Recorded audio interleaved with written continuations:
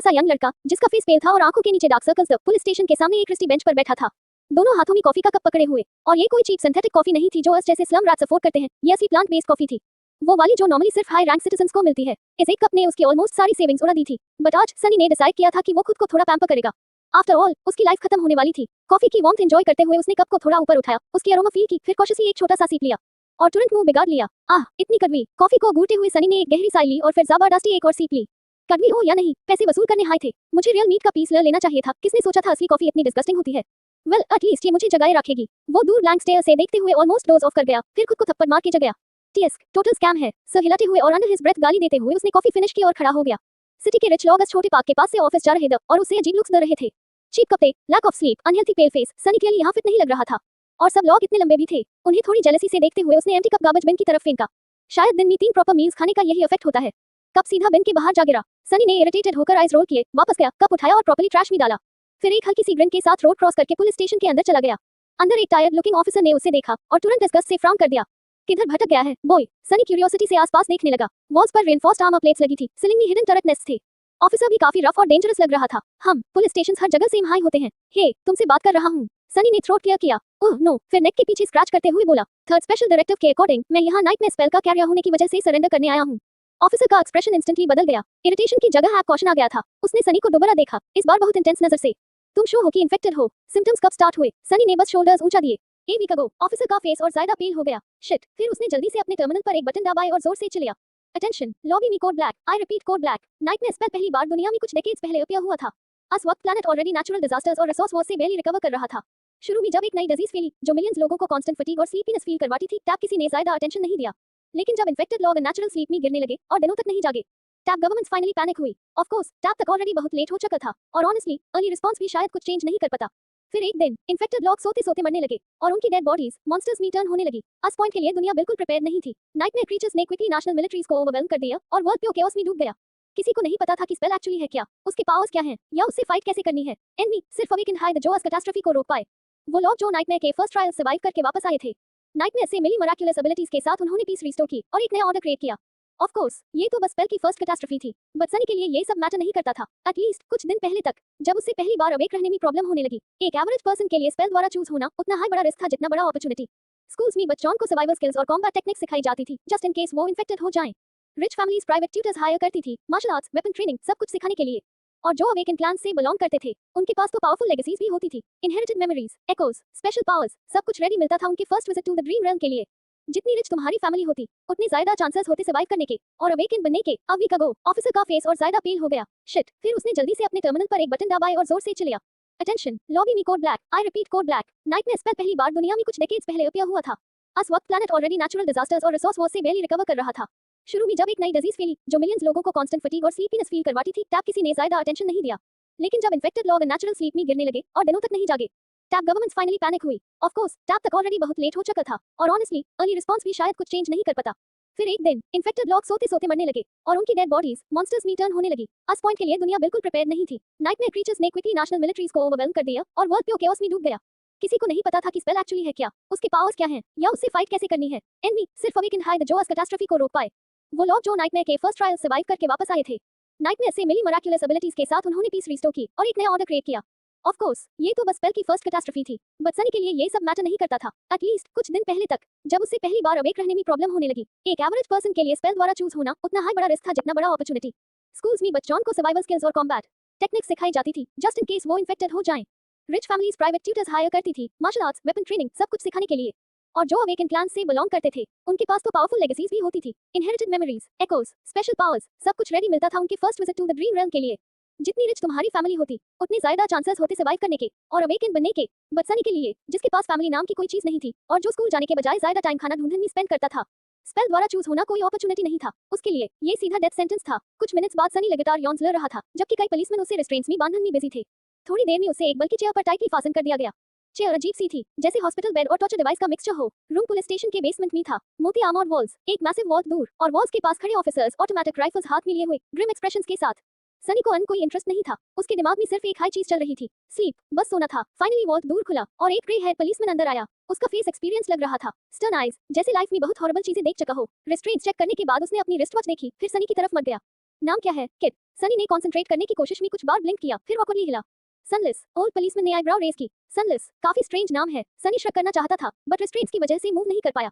इसमें स्ट्रेंज क्या है? एटलीस्ट मेरा नाम तो है। आउटस्कर्ट्स में तो सबको वो भी नहीं मिलता। एक और यौन लेते हुए उसने ऐड किया। मैं सोलर एक्लिप्स के टाइम बॉर्न हुआ था। मेरी मॉम का पोएटिक सोल था, इसीलिए उसका वियर्ड एस नाम सनलिस पड़ा। और उसकी लिटिल सिस्टर का नाम रेन। एटलीस्ट जब वो अभी भी उनके साथ रहती थी। ये पोएटिक इमेजिनेशन का रिजल्ट था या सिंपल लेजीनेस का, उससे खुद नहीं पता था। ओल्ड पुलिसमैन ने हल्की सी ग्रंट की। चाहो तो तुम्हारी फैमिली को कांटेक्ट करो। सनी ने बस हेड शेक कर दिया। कोई नहीं है, बॉदर मत करो। एक सेकंड के लिए पुलिसमैन के फेस पर डार्क एक्सप्रेशन आया, फिर वो सीरियस हो गया। ऑलराइट सनलिस, कितनी देर तक अवेक रह सकते हो? ओह ज्यादा नहीं। पुलिसमैन ने एक गहरी सांस ली। फिर हमारे पास फुल प्रोसीजर के लिए टाइम नहीं है। जितनी देर तक हो सके अवेक रहने की कोशिश करो, और मेरी बात बहुत ध्यान से सुनो।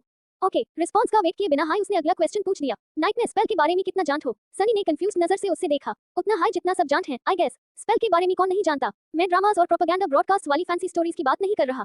मैं पूछ रहा हूँ एक्चुअली कितना जानते हो? ये आंसर करना थोड़ा डिफिकल्ट था। क्या बस इतना नहीं होता कि मैं ड्रीम रेल्म में जाता हूँ, कुछ मॉन्स्टर्स को किल करता हूँ, फर्स्ट नाइटमेयर कंप्लीट करता हूँ, फिर मैजिक पावर्स मिलती हैं और मैं अवेकन बन जाता हूँ। ओल्ड पुलिसमैन ने स्लोली हेड शेक किया। ध्यान से सुनो, जैसे हाई तुम सूझ, तुम्हारी कॉन्शियसनेस तुम्हारी फर्स्ट नाइटमेयर के अंदर ट्रांसपोर्ट हो जाएगी। नाइटमेयर्स स्पेल के बनाए हुए ट्रायल्स होते हैं। अंदर तुम मॉन्स्टर्स से मिलोगे, शो, बट तुम लोगों से भी मिलोगे। एक सेकंड रुककर उसने सीरियस टोन में कहा। याद रखना, वो रियल नहीं होते, बस इल्यूशंस होते हैं। स्पेल तुम्हें टेस्ट करने के लिए क्रिएट करता है। सनी ने फ्राउन किया। तुम्हें कैसे पता? पुलिसमैन बस उससे देखता रहा। मेरा मतलब, किसी को भी एक्चुअली नहीं पता स्पेल क्या है और कैसे वर्क करता है, राइट? तो फिर तुम कैसे शो हो कि वो लोग रियल नहीं है? ओल्ड पुलिसमैन की आइज थोड़ी कोल्ड हो गई, क्योंकि हो सकता है तुम्हें उन्हें किल करना पड़े, किड। सो अपने फेवर में एक काम करो और उन्हें सिर्फ इल्यूशंस हाई समझो। ओह, पुलिसमैन कुछ सेकंड चुप रहा, फिर स्लोली नोट किया और कंटिन्यू किया। फर्स्ट नाइटमेयर की बहुत सी चीजें लक पर डिपेंड करती हैं। नॉर्मली वो इम्पॉसिबल लेवल डिफिकल्ट नहीं होता। तुम जिस सिचुएशन में होगे, तुम्हारे पास जो टूल्स होंगे और जिन क्रीचर्स को तुम्हें डिफीट करना होगा, थियोरेटिकली सब तुम्हारी एबिलिटीज के अंदर हाई होना चाहिए।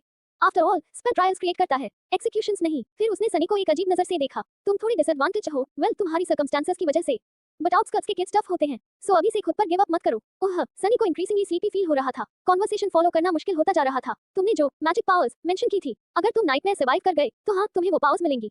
एग्जैक्टली कौन सी पावर्स मिलेंगी, वो तुम्हारी नेचुरल एफिनिटी और ट्रायल के दौरान तुम क्या करते हो उस डिपेंड करेगा। बट अन से कुछ पावर्स तुम्हें शुरू से हाई अवेलेबल होंगी। ओल्ड पुलिसमैन की वॉइस धीरे धीरे डिस्टेंट लगने लगी। सनी की आईलिड्स इतनी हैवी हो गई थी कि आंखें खुली रखना भी स्ट्रगल बन गया था। याद रखना, नाइटमेयर के अंदर जाते हाई सबसे पहले अपने एट्रिब्यूट्स और एस्पेक्ट चेक करना। अगर तुम्हें कोई कॉम्बैट ओरिएंटेड एस्पेक्ट मिला, जैसे स्वॉर्ड्समैन या आर्चर, तो चीजें थोड़ी इजी हो जाएंगी। और अगर उसके साथ कोई फिजिकल एट्रिब्यूट भी हुआ, then even better. Combat aspect सबसे कॉमन होते हैं, सो चांसेस हाई है कि तुम्हें वही माइल। आर्मर्ड रूम धीरे धीरे और डार्क होता जा रहा था। अगर अनलकी रहे और तुम्हारा एस्पेक्ट कॉम्बैट से रिलेटेड ना हो, तो होपलेस मत फील करना। सॉर्सरी और यूटिलिटी एस्पेक्ट्स भी अपने तरीके से यूजफुल होते हैं, बस स्मार्ट बनना पड़ेगा। एक्चुअली यूजलेस एस्पेक्ट्स होते हैं नहीं। एक सेकंड रुककर पुलिसमैन ने ड्राई टोन में ऐड किया। वेल ऑलमोस्ट, सो जो भी हो, सर्वाइव करने के लिए जो करना पड़े करना। फिर उसकी वॉइस और सीरियस हो गई। अगर तुम सर्वाइव कर गए, तो तुम अवेकन बनने के हाफवे पॉइंट तक पहुंच जाओगे। बट अगर मर गए, तो एक नाइटमेयर क्रिएचर के लिए रियल वर्ल्ड में गेट ओपन हो जाएगा। मतलब मुझे और मेरे कलीग्स को इस चीज से डील करना पड़ेगा। सो प्लीज मत मरना सनलिस। हाफ अस्लीप स्टेट में भी सनी को उसकी बात थोड़ी टचिंग लगी। फिर पुलिसमैन ने कैजुअली ऐड किया, या एटलीस्ट इमीडिएटली मत मरना। नियरेस्ट अवेकन को यहाँ पहुंचने में कुछ आवर्स लगेंगे, और ऑनेस्टली हम अप्रिशिएट करेंगे अगर हमें वो चीज खुद से फाइट ना करनी पड़े। व्हाट? ये सनी का लास्ट कॉन्शियस थॉट था। उसके बाद वो फाइनली डीप स्लीप में स्लिप कर गया। सब कुछ ब्लैक हो गया, कंप्लीट डार्कनेस। और फिर अस डार्कनेस के अंदर एक हल्की सी फेमिलियर वॉइस गूंजी। Aspirant, welcome to the nightmare spell, prepare for your first trial. Sunny ने एक माउंटेन का ड्रीम देखा, एक अकेला डेंजरस माउंटेन। उसकी शार्प पीक्स दूसरे सारे माउंटेन्स को ड्वार्फ कर रही थी, जैसे वो डायरेक्टली नाइट स्काई को कट कर रहा हो। ऊपर चमकता हुआ मून उसकी स्लोप्स पर गोस्टली पेल लाइट डाल रहा था। माउंटेन की एक स्लोप पर एक पुरानी रोड के रिमेन्स चिपके हुए थे। कहीं कहीं स्नो के नीचे पुराने पेव्ड स्टोन्स दिख रहे थे। रोड के राइट साइड एक शेयर क्लिफ फेस था, बिल्कुल इम्पॉसिबल वॉल जैसा। और लेफ्ट साइड बस एंडलेस डार्कनेस, एक साइलेंट ब्लैक अबिस, जैसे नीचे गिरने का कोई एंड हाई ना हो। पावरफुल विंड्स बार बार माउंटेन से टकरा रही थी, और उनकी स्क्रीमिंग आवाज प्योर एटमॉस्फेयर को एयरी बना रही थी। फिर अचानक मून होराइजन के नीचे गिर गया। सन वेस्ट से राइज हुआ, स्काई को क्रॉस किया और ईस्ट में डिसअपियर हो गया। स्नोफ्लेक्स ग्राउंड से ऊपर उठने लगे और वापस क्लाउड्स में चले गए। सनी सडनली समझ गया, वो टाइम को रिवर्स में फ्लो होते देख रहा था। एक इंस्टेंट में हंड्रेड्स ऑफ ईयर्स बीत गए। स्नो पीछे हटने लगी और पुरानी रोड क्लियरली विजिबल हो गई। सनी की स्पाइन में कोल्ड शिवर दौड़ गया जब उसने ग्राउंड पर ह्यूमन बोन्स देखे। हर जगह स्कैटर्ड बोन्स, लेकिन एक सेकंड बाद बोन्स गायब हो गए और उनकी जगह एक स्लेव कैरावान अपीयर हुआ, चेन्स की लाउड आवाजन के साथ। वो लॉक माउंटेन से नीचे बैकवर्ड्स मूव कर रहे थे। फिर टाइम स्लो हुआ, रुक गया और सडनली नॉर्मल फ्लो में वापस आ गया। Aspirant, welcome to the nightmare spell, prepare for your first trial. What the hell is this? Step, another step. Sunny के ब्लीडिंग फीट से डर पेन उठ रहा था। ठंड इतनी ज्यादा थी कि उसका पूरा बॉडी शिवर कर रहा था। उसका फटा हुआ थिन ट्यूनिक फ्रीजिंग विंड के अगेंस्ट ऑलमोस्ट यूजलेस था, लेकिन सबसे ज्यादा पेन उसके रिस्ट्स में था। आयरन शैकल्स ने स्किन को बुरी तरह डैमेज कर दिया था। हर बार जब वो फ्रीजिंग मेटल ब्रोकन स्किन को टच करता, एक शार्प पेन उसके बॉडी में शूट होता। What kind of situation is this? Sunny ने आसपास देखा। एक लंबी चेन माउंटेन रोड पर आगे तक जा रही थी। डजन्स और डजन्स हॉलो आइड लॉग, सब स्लेव्स, सब इस चेन से बंधे हुए। उसके आगे एक ब्रॉड शोल्डर्ड आदमी चल रहा था, जिसका बैक ब्लड से भरा हुआ था, और पीछे एक शिफ्टी लुकिंग बंदा डेस्परेट आइज के साथ कंटिन्यूअसली अंडर हिज ब्रेथ कर्स कर रहा था। लैंग्वेज अननोन थी, बट समहाउ सनी यूज समझ पा रहा था। कभी कभी एंशिएंट स्टाइल आर्मर पहने आर्म्ड हॉर्समैन स्लेव्स के पास से गुजार और थ्रेटनिंग लुक्स देते। हर एंगल से देखो तो सिचुएशन कंप्लीटली टेरिबल थी। सनी पैनिक से ज्यादा कंफ्यूज्ड था। हाँ, सिचुएशन हॉरिबल थी, बट फर्स्ट नाइटमेयर्स नॉर्मली ऐसे नहीं होते। यूजुअली नए एस्पिरेंट्स को ऐसी सिनेरियो मिलती थी जहां उनके पास कम से कम थोड़ी फ्रीडम होती। वो वॉरियर कास्ट या प्रिविलेज बैकग्राउंड में स्पॉन होते, वेपन्स मिलते, सर्वाइव करने का फेयर चांस मिलता। लेकिन यहाँ सनी एक पावरलेस स्लेव था, चेन्स में बंधा हुआ, ऑलरेडी हाफ डेड, और ऑनेस्टली इससे वर्स्ट स्टार्ट इमेजिन करना भी मुश्किल था।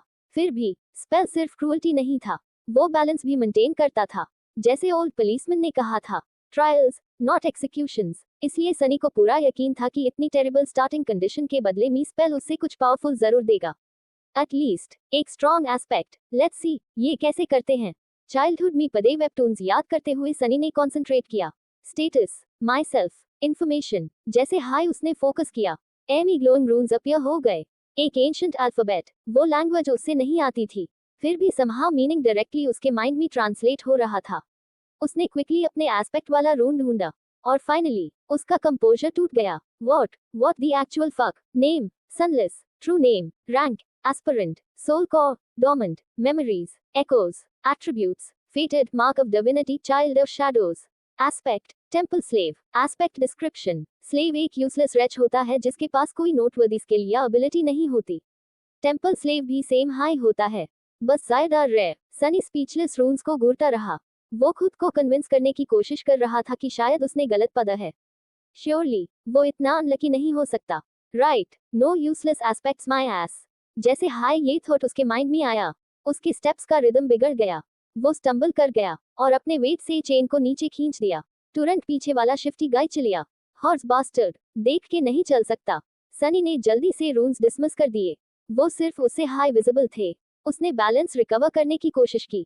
कुछ सेकंड्स बाद वो फिर स्टेडली चलने लगा, लेकिन उससे पहले उसने एक बार और चेन को जर्क कर दिया। यू लिटिल शिट, मैं तुझे मार दूंगा। सनी के आगे चल रहा ब्रॉड शोल्डर्ड आदमी बिना पीछे देखे हल्का सा हंसा। वाई बॉदर, वीकलिंग सनराइज से पहले हाई मर जाएगा। माउंटेन खुद इससे किल कर देगी। कुछ सेकंड्स बाद उसने और ऐड किया, ये माउंटेन तुझे हाई नहीं मुझे भी मार देगी, बस थोड़ा लेट। ब्रॉड शोल्डर्ड आदमी ने ठंडी सांस लेते हुए कहा, सीरियसली समझ नहीं आता इंपीरियल्स क्या सोच रहे हैं हमें इतनी कोल्ड में फोर्स करके। पीछे वाला शिफ्टी गाय इंस्टेंटली बोल पड़ा, अपनी बात कर इडियट, मैं सर्वाइव करने वाला हूँ। सनी ने साइलेंटली हेड शेक किया और बस फोकस किया कि दोबारा स्टंबल ना करे। What a charming pair. तभी अचानक पीछे कहीं से एक तीसरी वॉइस कॉन्वर्सेशन में ज्वाइन हुई। ये वॉइस काम थी, जेंटल और इंटेलिजेंट साउंडिंग। नॉर्मली इस सीजन में ये माउंटेन पास इतना कोल्ड नहीं होता, इस बार बस हमारी लक बहुत खराब है। फिर उसने कामली ऐड किया, और मैं एडवाइस करूंगा कि तुम इस लड़के को हार्म मत करो। ब्रॉड शोल्डर्ड मैन ने इरिटेटेड टोन में पूछो। वाई? सनी ने थोड़ा हेड टर्न किया, ध्यान से सुनते हुए। तुमने उसकी स्किन पर मार्किंग्स नोटिस नहीं की? वो हम जैसा नहीं है। हम स्लेवरी में डेथ्स, क्राइम्स या बैड लक की वजह से आए, बट वो बॉर्न स्लेव है, स्पेसिफिकली एक टेंपल स्लेव। वॉइस कुछ सेकंड के लिए रुकी। नॉट लॉन्ग अगो इंपीरियल्स ने शैडो गॉड का लास्ट टेंपल डिस्ट्रॉय कर दिया था। मुझे लगता है इसी वजह से ये लड़का यहाँ पैचा। ब्रॉड शोल्डर्ड मैन ने पीछे ग्लांस मारा। सो व्हाट, हमें किसी हाफ फॉरगॉटन वीक गॉड से डरना चाहिए? वो अपने टेंपल्स तक नहीं बचा पाया। जेंटल वॉइस ने बिना ऑफेंड हुए कामली जवाब दिया। अंपायर को माइटी वॉर गॉड प्रोटेक्ट करता है। ऑब्वियसली उन्हें कुछ टेंपल्स बर्न करने से फेयर नहीं होगा, बट हम यहाँ किसी प्रोटेक्शन में नहीं हैं। तो क्या तुम सच में एक गॉड को एंगर करने का रिस्क लेना चाहते हो? ब्रॉड शोल्डर्ड मैन बस ग्रंट करके चुप हो गया। क्लियरली उसके पास आंसर नहीं था। उनकी कॉन्वर्सेशन सडनली रुक गई जब एक यंग सोल्जर व्हाइट हॉर्स पर राइड करता हुआ उनके पास आया। हॉर्स ब्यूटीफुल था, और सोल्जर सिंपल लेदर आर्मर पहने हुए, साइड में शॉर्ट स्वॉर्ड, हाथ में spear, pure noble hero vibes. और सनी की इरिटेशन के लिए वो अनोइंगली हैंडसम भी था। अगर ये कोई हिस्टोरिकल ड्रामा होता, सनी ने सोचा, तो ये पक्का मेल लीड होता। यंग सोल्जर ने काम वॉइस में पूछो, यहाँ क्या हो रहा है? उसकी टोन में थ्रेट नहीं था, एक्चुअली थोड़ी कंसर्न थी। सब हेसिटेट करने लगे तो जेंटल वॉइस स्लेव ने आंसर दिया, कुछ नहीं सर, हम सब टायर्ड और कोल्ड हैं, स्पेशली हमारा यंग फ्रेंड ओवर देयर। ये जर्नी किसी इतने यंग लड़के के लिए बहुत डिफिकल्ट है। सोल्जर ने सनी की तरफ पिटी से देखा। What are you staring at? तू खुद भी मुझसे ज्यादा बड़ा नहीं लगता, सनी ने अंदर सोचा। ऑब्वियसली उसने लाउड नहीं बोला। यंग सोल्जर ने साई की और बेल से एक फ्लास्क निकला, फिर उससे सनी की तरफ एक्सटेंड किया। बस थोड़ा और एंड्योर करो चाइल्ड, हम जल्दी हाई नाइट स्टॉप करेंगे। अभी के लिए ये लो, पानी पी लो चाइल्ड। सनी को बचपन से यंगर समझा जाता था। उसकी थिन बॉडी और शॉर्ट हाइट, जो मालनरिशमेंट की वजह से थी, उसका मेन रीजन थे। नॉर्मली वो इसे अपने एडवांटेज के लिए यूज करता था, बट अभी पता नहीं क्यों चाइल्ड सुन के उससे जेन्युइनली इरिटेशन हुई। स्टिल वो बहुत थर्स्टी था। जैसे हाई उसने फ्लास्क लेने के लिए हैंड बढ़ाया, क्रैक, विप हवा में घूमी, और next second Sunny pure pain में डूब गया। वो स्टंबल कर गया, चेन को जर्क करते हुए। पीछे वाला शिफ्टी स्लेव तुरंत गाली देने लगा। कुछ स्टेप्स पीछे एक और सोल्जर हॉर्स पर रुक गया। ये वाला ओल्डर था और क्लियरली एंग्री भी। उसी के विप ने सनी के ट्यूनिक को पीछे से स्लाइस कर दिया था और स्किन से ब्लड निकल आया था। ओल्डर सोल्जर ने स्लेव्स की तरफ देखा तक नाहियस ने बस यंग सोल्जर को डिस्डेन भरी नजर से घूरा और ठंडी आवाज में बोला, तुम्हें क्या लगता है तुम क्या कर रहे हो? यंग सोल्जर का फेस इंस्टेंटली डार्क हो गया। मैं बस इस लड़के को थोड़ा पानी दे रहा था, ओल्डर सोल्जर ने हार्श टोन में जवाब दिया। कैंप लगने के बाद इससे भी बाकी स्लेव्स के साथ पानी मिल जाएगा, बट अपना मुंह बैंड रखो। ये स्लेव्स तुम्हारे दोस्त नहीं हैं, समझे? ये लोग इंसान भी नहीं होते। एक बार तुम इन्हें इंसानों की तरह ट्रीट करना शुरू कर दो तो ये सपने देखना शुरू कर देते हैं। यंग सोल्जर ने सनी की तरफ देखा, फिर साइलेंटली हेड नीचे कर लिया और फ्लास्क वापस बेल्ट पर लगा दिया। ओल्डर सोल्जर ने कोल्ड वार्निंग दी, और दोबारा मुझे स्लेव्स के साथ फ्रेंडशिप करते हुए मत दिखना न्यूबी, वरना नेक्स्ट टाइम मेरी विप तुम्हारी बैक पर लगेगी। अपनी बात प्रूव करने के लिए उसने हवा में विप क्रैक की, क्रैक, फिर हॉर्स को आगे बढ़ा दिया। उसके आसपास लिटरली एंगर और थ्रेट का ऑरा था। सनी ने उससे जाते हुए चुपचाप देखा। उसके फेस पर कोई इमोशन नहीं था, लेकिन अंदर उसकी आइज डेंजरस मैलिस से भरी हुई थी। मुझे नहीं पता कैसे, बट सबसे पहले मैं तुझे मरते हुए देखूंगा। फिर उसने यंगर सोल्जर की तरफ देखा। वो आप पीछे रह गया था, हेड अभी भी लोअर था। एंड यू, तुम सेकंड हो। कुछ मिनट्स तक सनी का मूड काफी डार्क रहा, लेकिन फिर उसने खुद को फोर्स करके अस माइंडसेट से बाहर निकला। उसने गहरी सांस ली और फ्रेश एयर को फील करने लगा। सच कहे तो रियल वर्ल्ड में ऐसी हवा मिलना ऑलमोस्ट इम्पॉसिबल था। वहां माइक्रो डस्ट और पोल्यूटेंट्स की वजह से हवा हमेशा रफ लगती थी, और आउटस्कर्ट्स की परमानेंट बैडबू तो अलग हाई प्रॉब्लम थी। सिटी के रिच एरियाज में फिल्ट्रेशन सिस्टम्स लगे हुए थे, लेकिन फिल्टर्ड एयर भी आर्टिफिशियल लगती थी, बिल्कुल स्टेराइल, जैसे उस लाइफ हाई ना हो। सिर्फ बहुत रिच लोग हाई सच में प्लेजेंट एयर एंजॉय कर सकते थे, और ऐप सनी अनलिमिटेड अमाउंट में प्योर डिलिशियस एयर ब्रीथ कर रहा था, बिल्कुल किसी रिच चेबॉल के सेकंड जनरेशन एयर की तरह। वाह, नाइटमेयर स्पेल के कुछ बेनिफिट्स तो हैं, बस एक छोटी सी प्रॉब्लम थी, बहुत ज्यादा ठंड, ब्लीडिंग फीट, जख्मी रिस्ट्स, और पित्त में जलता हुआ दर्द। उसके अलावा सब परफेक्ट था। स्लेव कैरावान धीरे धीरे माउंटेन पर चढ़ती रही। हर थोड़ी देर में कोई स्लेव स्टंबल करता, कोई गिर जाता, और जो लोग चलने के लायक नहीं बचत, उनके साथ कोई मर्सी नहीं होती। उन्हें चेन से निकालकर सीधा रोड के साइड से अबिस में फेंक दिया जाता, जैसे वो इंसान नहीं, कचरा हॉर्न। सनी उन्हें गट हुए देखता रहा। उसकी आंखों में थोड़ी सिंपैथी थी। Poor fellows, rest in peace, तुम लोग वकाए अनलकी थे। सरप्राइजिंगली, इतनी टेरिबल सिचुएशन के बावजूद सनी का मूड काफी अच्छा था। नॉर्मल इंसान शायद पैनिक कर जाता, लेकिन सनी को नाइटमेयर के लिए मेंटली प्रिपेयर होने का टाइम मिल गया था। अपॉर्चुनिटी का फायदा उठाते हुए सनी ने डिसाइड किया कि एक बार फिर अपना स्टेटस चेक किया जाए। उसने रून्स दोबारा समन किए। पिछली बार वो अपने यूजलेस एस्पेक्ट को देखकर इतना शॉक्ड हो गया था कि एट्रीब्यूट्स को प्रॉपर्ली स्टडी हाई नहीं कर पाया। नॉर्मली एस्पेक्ट ज्यादा इंपॉर्टेंट होता है, लेकिन कई बार लाइफ और डेथ के बीच का डिफरेंस एट्रीब्यूट्स हाई डिसाइड करते हैं। ये नेचुरल ट्रेट्स और अफिनिटीज को रिप्रेजेंट करते हैं, कभी कभी पैसिव एबिलिटीज भी देते हैं। सबसे पहले सनी ने पहला एट्रीब्यूट पद, फेटेड, डिस्क्रिप्शन। फेट की स्ट्रिंग्स तुम्हारे अराउंड टाइटली रैप्ड हैं, अनलाइकली इवेंट्स एक भी और व्यूअर भी तुम्हारी प्रेजेंस की तरफ अट्रैक्ट होते हैं। कुछ लोग ब्लेस्ड होते हैं, कुछ कर्स्ड, लेकिन बहुत कम लोग दोनों होते हैं। सनी ने आईब्राव रेज की। इंटरेस्टिंग। उससे ऑलमोस्ट तुरंत समझ आ गया कि उसकी करंट मिजरी का मैं कल्प्रिट यही एट्रिब्यूट था। पहली नजर में लगता था जैसे उसकी डेस्टिनी फिक्स्ड हो, जैसे मिजरेबल डेथ उसके फेट में लिखी हो। लेकिन डिस्क्रिप्शन को ध्यान से पढ़ने के बाद उससे समझ आया कि एक्चुअल मीनिंग कुछ और था। ये फेट को कंट्रोल नहीं करता था, ये बस इम्प्रोबेबल इवेंट्स की प्रोबेबिलिटी बढ़ा देता था। गुड भी, बैड भी। समझ गया। इसी की वजह से मुझे दुनिया का एक रेयर यूजलेस एस्पेक्ट मिला है, वो भी वियर्ड वेरिएंट वाला। ए फ्लैट बाकी दो एट्रिब्यूट्स बचे थे, क्योंकि फेटेड उसका अनेट एट्रिब्यूट था, तो दूसरे दोनों ऑब्वियसली टेम्पल स्लेव एस्पेक्ट से आए थे। Mark of divinity. डिस्क्रिप्शन। तुम पर डिविनिटी की हल्की सी खुशबू है, जैसे बहुत पहले किसी डिवाइन बीइंग ने तुम्हें ब्रीफली टच किया हो। सनी ने सोचा, ये एट्रिब्यूट रिलेटिवली स्ट्रेट फॉरवर्ड था। नॉर्मली ये सेक्रेट प्लेसेस में एंट्री अलाउ करता था, और कुछ टाइप्स की सॉसरी को बूस्ट भी करता था। प्रॉब्लम, यहाँ कोई सेक्रेट प्लेस नहीं था, और उसका एस्पेक्ट सॉसरी से रिलेटेड भी नहीं था। मतलब, अनदर यूजलेस वन। फिर उसने लास्ट एट्रिब्यूट पद, child of shadows. Description. Shadows तुम्हें अपना हाई एक हिस्सा मानती हैं। ये काफी मिस्टीरियस था। सनी ने कभी इस एट्रिब्यूट का नाम भी नहीं सुना था, और डिस्क्रिप्शन भी ज्यादा हेल्पफुल नहीं थी। उससे बिल्कुल आइडिया नहीं था कि ये एक्चुअली करता क्या है। लेकिन फिर सन माउंटेन के पीछे चला गया, और डार्कनेस धीरे धीरे स्प्रेड होने लगी। टैप सनी सडनली सरप्राइज हो गया। उससे अंधेरे में परफेक्टली दिख रहा था, बिल्कुल वेज हाई जैसे अभी भी दिन हो। No difference, no struggle, pure darkness, perfect vision. उसकी आईज थोड़ी वाइडन हो गई। फाइनली कुछ तो यूजफुल मिला, और ये शायद सिर्फ बिगिनिंग थी। काफी पॉसिबल था कि शैडोज उससे और भी हिडन गिफ्ट्स दें। सनी और सोच हाई रहा था कि कैरावान रोको, कैंप प्रिपेयर करो। हेड सोल्जर की कमांड माउंटेन पास में गंज उठी। स्लेव्स तुरंत रुक गए, और ऑलमोस्ट सभी थककर ग्राउंड पर गिर पड़े। वो क्लियरिंग जहां कैरावान रुकी थी थोड़ी सी विंड से प्रोटेक्टेड थी।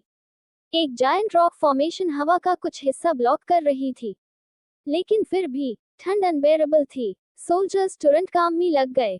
स्लेव्स को हर्ट करके एक टाइट सर्कल में बिठाया गया ताकि वो बॉडी हीट शेयर कर सकें।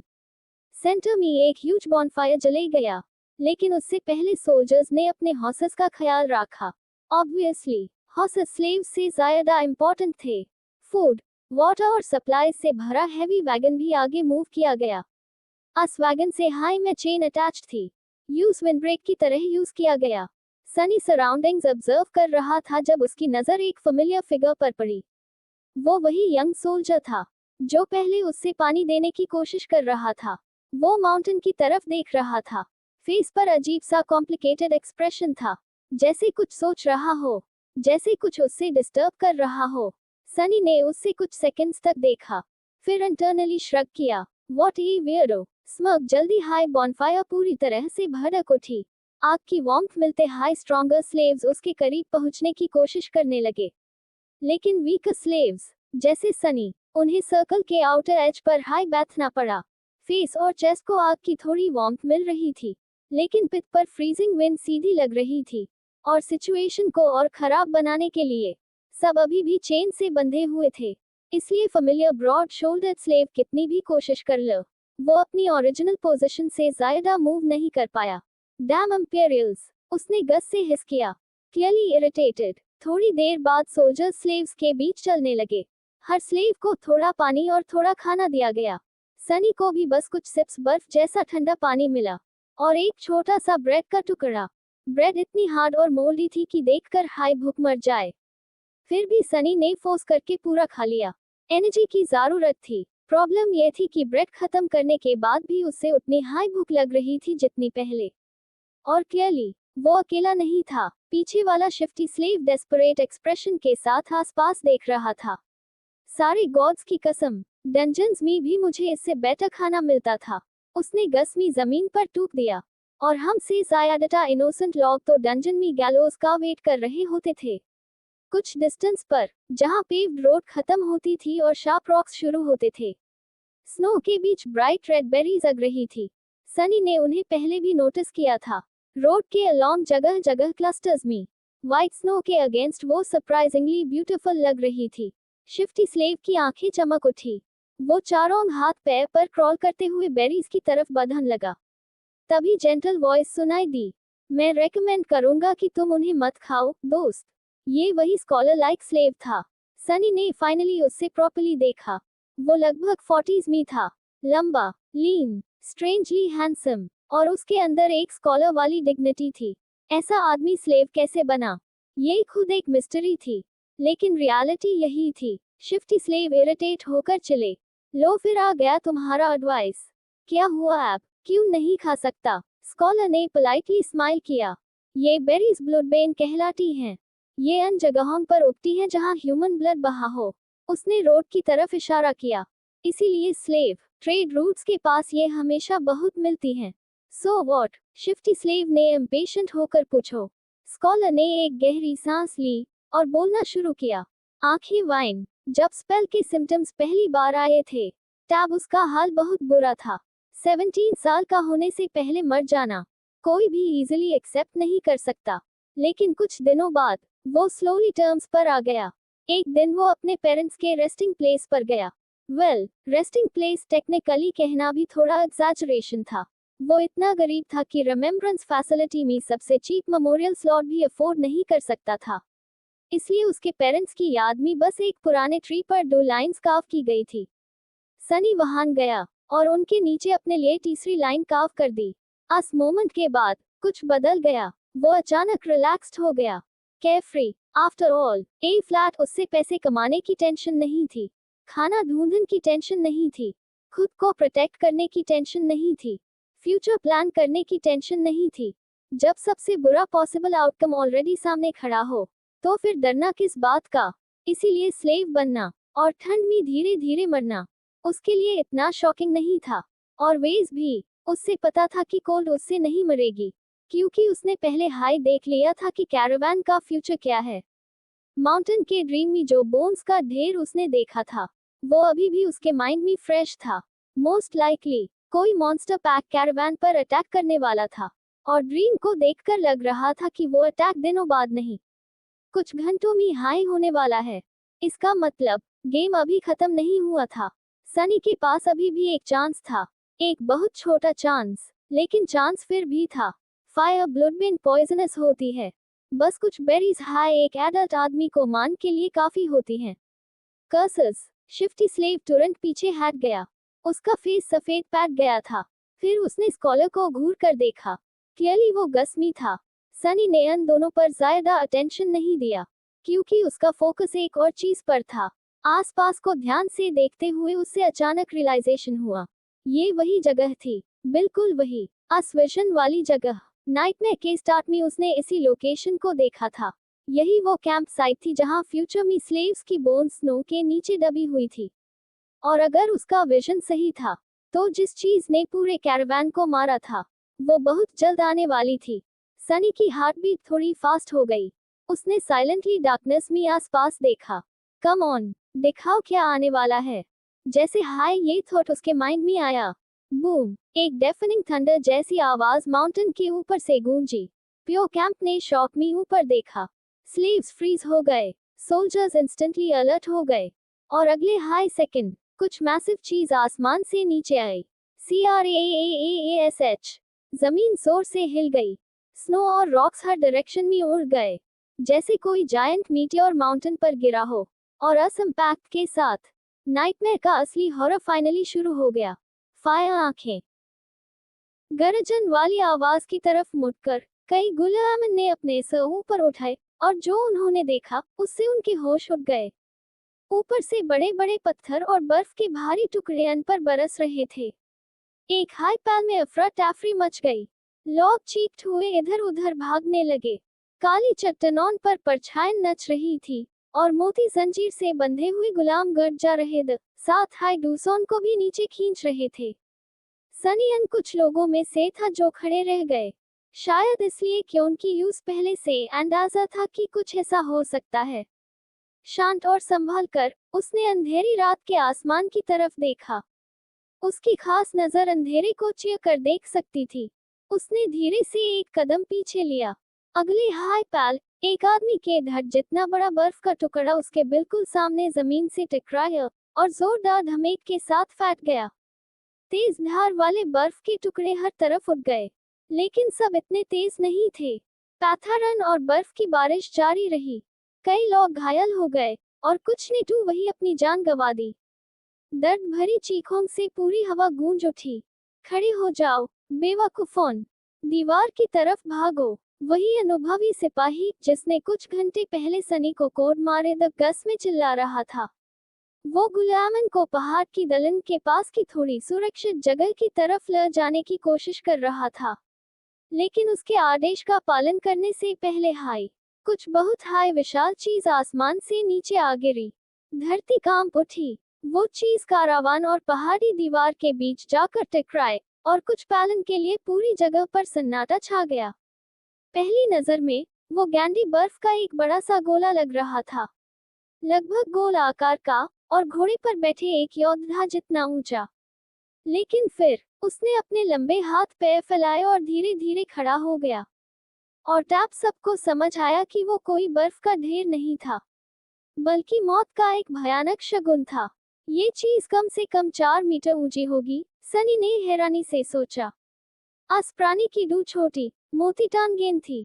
उसका शरीर डबला पतला और झुका हुआ था, लेकिन उसके हाथ वो डरा देने वाले थे। दो बहुत लंबे कई जोड़ों वाले हाथ, जिनके आखिर में हैडों से बने खौफनाक पंजे थे, और दो और छोटे हाथ जो लगभग इंसानी अंगुलियों पर खत्म होते थे।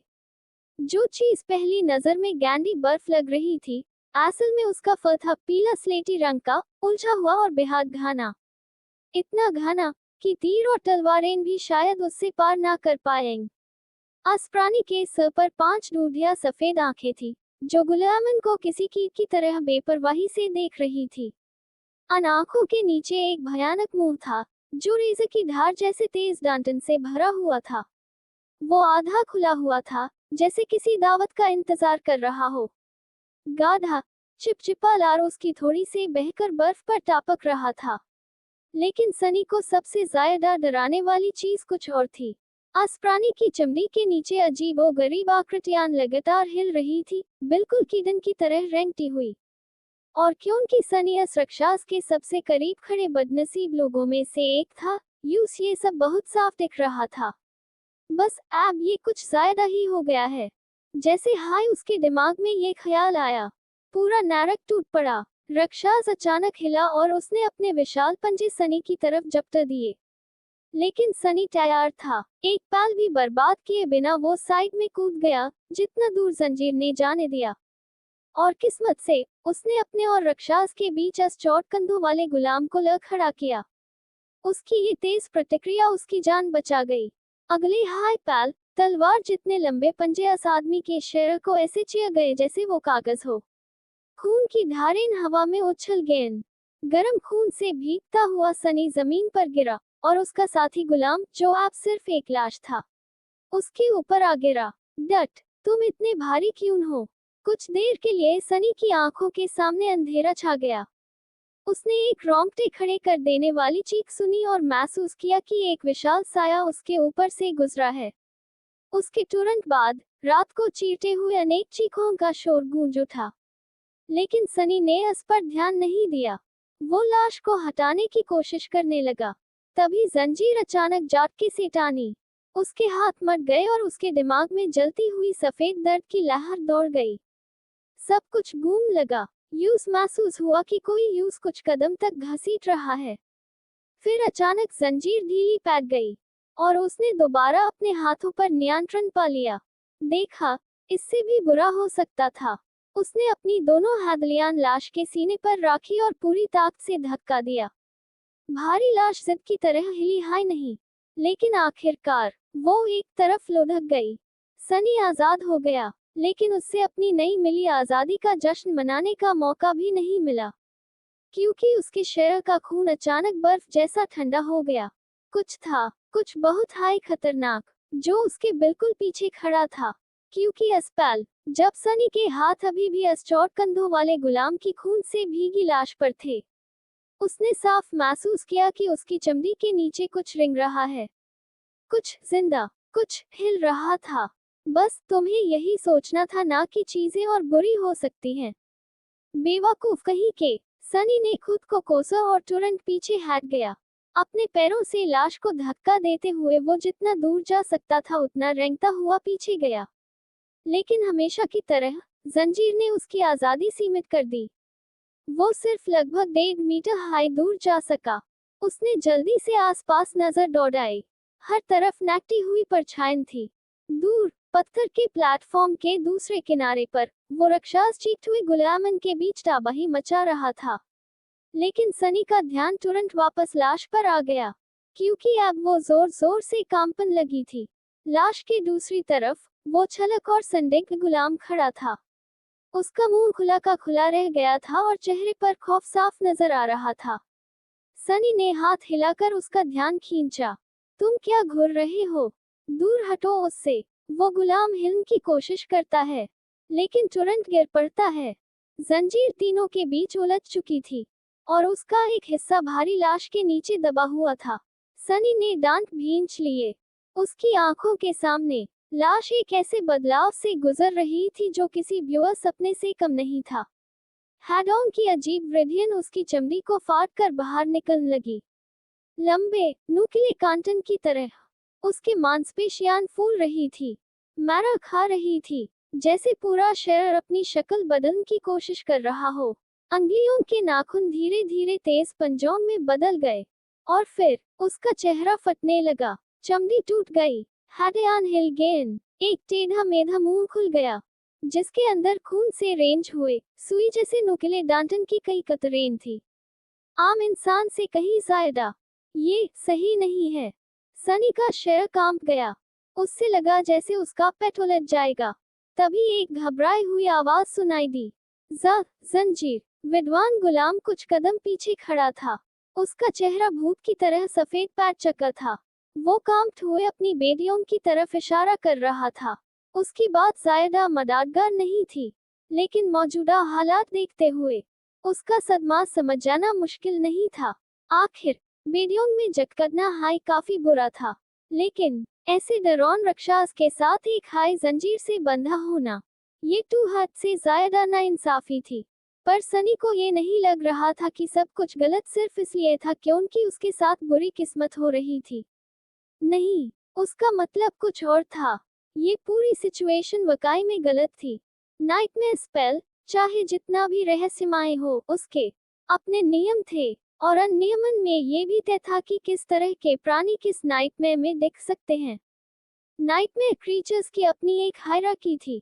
सबसे नीचे होते द बीस्ट्स, उनके ऊपर मॉन्स्टर्स, फिर डीमंस, उसके बाद डेविल्स, और फिर आते द टायरेंट्स, टेरर्स और आखिर में टाइटन्स, जिन्हें कैलामिटीज भी कहा जाता था।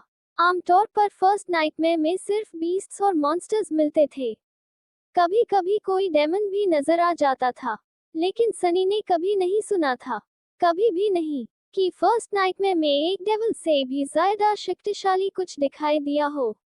लेकिन अभी जो हुआ था, उसने सनी के खून को ठंडा कर दिया।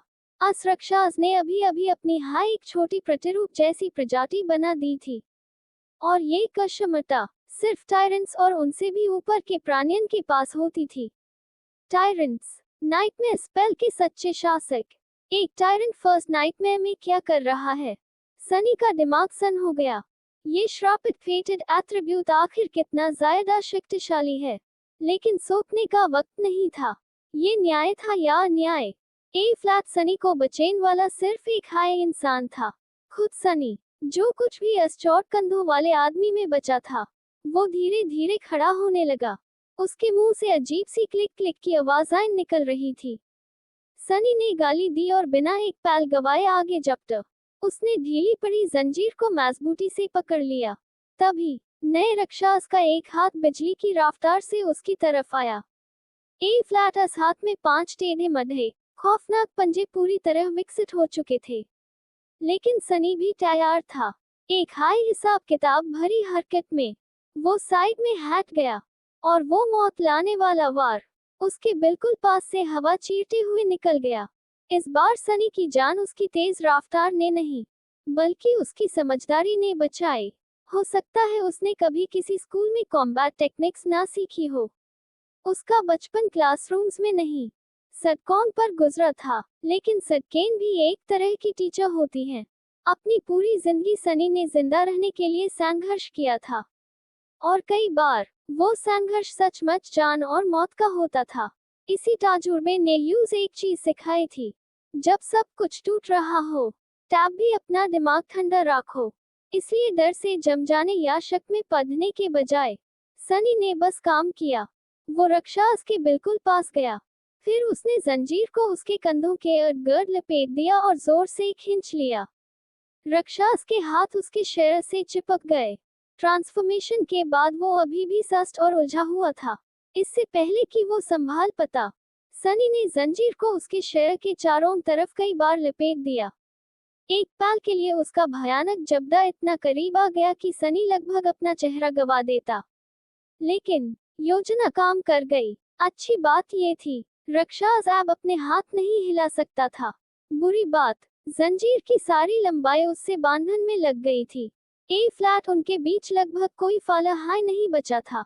तुम दोनों, सनी जोर से चले, आज जंजीर को ऐसे खींचो जैसे तुम्हारी जान उस पर निर्भर हो।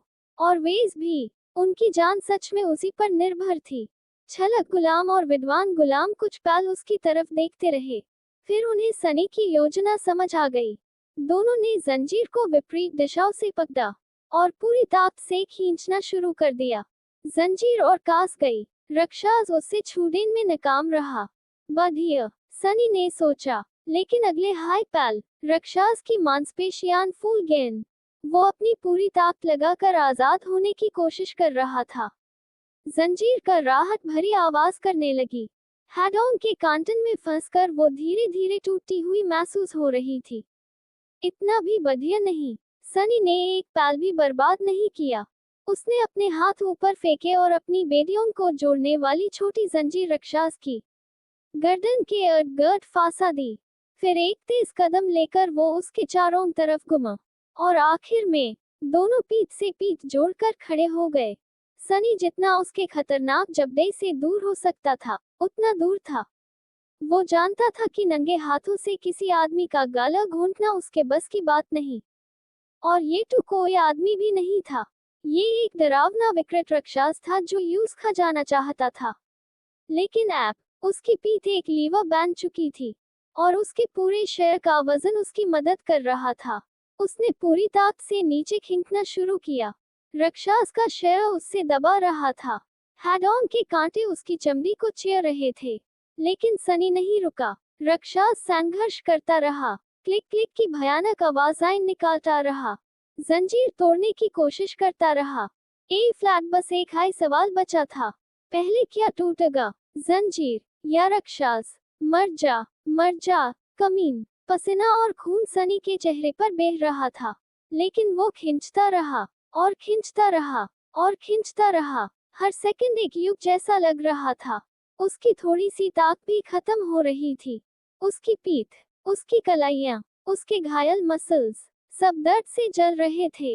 लेकिन फिर आखिरकार कुछ बदला। सनी ने महसूस किया कि राक्षस का शरीर अचानक ढीला पड़ गया है। संघर्ष रुक गया, क्लिकिंग की आवाज चुप हो गई, और उसी पल हवा में एक हल्की सी पहचानी हुई आवाज गूंजी। सनी के लिए वो दुनिया की सबसे खूबसूरत आवाज थी। तुमने एक डोर्मेंट बीस्ट को मार दिया है, माउंटेन किंग की लावा।